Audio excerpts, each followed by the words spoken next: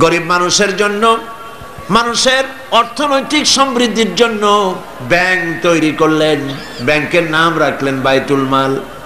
এই ব্যাংকের উদ্বোধন যেদিন করেন, বুখারী শরীফের হাদিসে এসেছে, আল্লাহর নবী উদ্বোধনী বক্তব্যে বললেন, মান তারাকা দায়নান আও দিয়ান ফালাইয়া, যদি কোন ঋণগ্রস্ত ব্যক্তি ঋণ পরিশোধ করতে না পেরে, ঋণ পরিশোধ করতে পারে নাই, এমন অবস্থায় যদি মারা যায়, তাহলে তার ঋণ পরিশোধের যদি কোনো ব্যবস্থা তার না থাকে, তাহলে তার ঋণ পরিশোধের ব্যবস্থা আর তার এতিম বাচ্চাগুলি, বিধবা স্ত্রী আর এতিম বাচ্চা আর ঋণের বোঝা সবগুলি আমি মুহাম্মদ সাল্লাল্লাহু আলাইহি ওয়াসাল্লাম আমার কাঁধে উঠাইয়া নিলাম। এমন রাষ্ট্র চালু হয়ে গেল, চুরি নাই, ডাকাতি নাই, জেনা নাই, ব্যভিচার নাই, হত্যা নাই, ধর্ষণ নাই, মানুষ শুধু পাইল শান্তি আর শান্তি। সুবহানাল্লাহ। এই শান্তি হলো কিভাবে? কি দিয়া হলো বলেন? জোরে বলেন, কি দিয়া হলো? কোরআন দিয়ে হয়েছে। কোরআন, এই কোরআন দিয়ে যদি রাষ্ট্র শাসিত হয়, তাহলে দেশে শান্তি অবশ্যই হবে। আমরা আশা করব বাংলাদেশে এই শান্তি হবে ইনশাআল্লাহ। বলি ইনশাআল্লাহ। মুসলমানদের উত্থান, মুসলমানদের জাগরণ আবার শুরু হবে ইনশাআল্লাহ।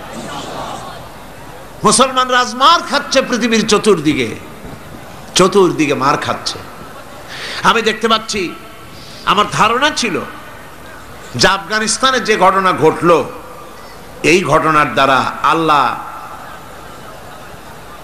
একটা কিছু করবেন, বড় রকমের কিছু আমরা দেখব, কিন্তু সেটা হলো না। কেন হলো না এটা তো আমরা বুঝবো না। ওয়াল্লাহু আ'লামু ওয়া আনতুম লা তা'লামুন। এর পেছনে কোনো পরিকল্পনা আছে, সেই পরিকল্পনাকারী কে? আল্লাহ রাব্বুল আলামিন। তিনি পরিকল্পনা করছেন।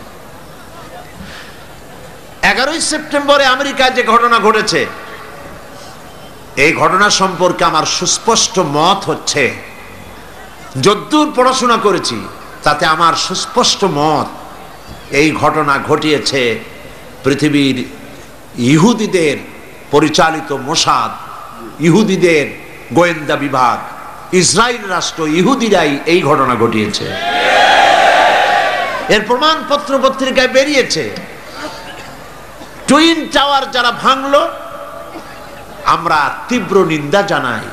এখানে হাজার হাজার মানুষ কাজ করে, মানুষ হিন্দু হোক, খ্রিস্টান হোক, বৌদ্ধ হোক, মানুষ মানুষই। এই হাজার হাজার মানুষকে যারা মারলো, যারা অর্থনৈতিক দিক থেকে আমেরিকাকে ক্ষতিগ্রস্ত করার জন্য চেষ্টা করলো, এভাবে আমরা তার নিন্দা করি, ঘৃণা জানাই।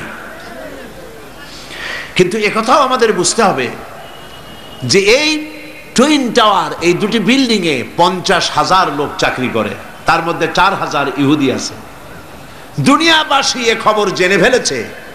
ঘটনার দিন 4,000 ইহুদির একটা ইহুদিও কর্মস্থলে যায় নাই। কেন গেল না?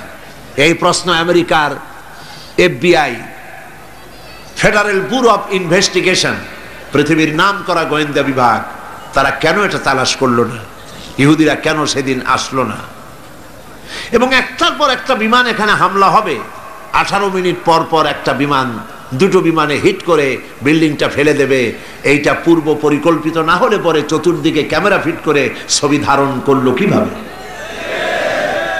এগুলি বিশ্লেষকগণ চিন্তা ভাবনা করছে। মানুষ সব মাথা খারাপ না, কিছু বুদ্ধিমান মানুষ পৃথিবীতে এখনো আছে। সুতরাং কাজটি ইহুদিরা করেছে। কেন করেছে? কারণ হলো সমাজতন্ত্রের পতনের পর পুঁজিবাদী শোষণ থেকে বাঁচার জন্য পৃথিবীর নিগৃহীত, নির্যাতিত মানবতার জন্য খোলা ছিল কেবলমাত্র ইসলাম, শুধুমাত্র ইসলাম। সেই ইসলামের দিকে মানুষ যাতে আসতে না পারে, সেই জন্য ইসলাম আর মুসলমানদেরকে মিডিয়ার মাধ্যমে প্রচার করানো হলো সন্ত্রাস আর মৌলবাদ। ইসলাম মানি সন্ত্রাস, মুসলমান মানি মৌলবাদী। তবে দুর্ভাগ্য, এখানে একটা লোক বাজার থেকে খুব জোরে দৌড় মারছে। লোকেরা জিজ্ঞেস করলো, দৌড়াও কেন? কয় ভাই, মানির মান আল্লাহই রাখে। কয় কেমন? কয় বাবা আর আমি দুইজনে গেছিলাম বাজারে, বাজারের মানুষেরা আমার বাপেরে ধরিয়া জুতা দিয়ে এমন পিটাইলো, আমি আরামসে নিরাপদে চলে আসছি, আমারে কেউ কিছু করতে পারে নাই। মানির মান আল্লাহ রাখে। ওর বাপের জুতা দিয়ে পিটায় আর মানির মান আল্লাহ রাখে। দুর্ভাগ্য এই জাতির, এক শ্রেণীর কলামিস্ট, এক শ্রেণীর মুসলমান নামধারী কলামিস্ট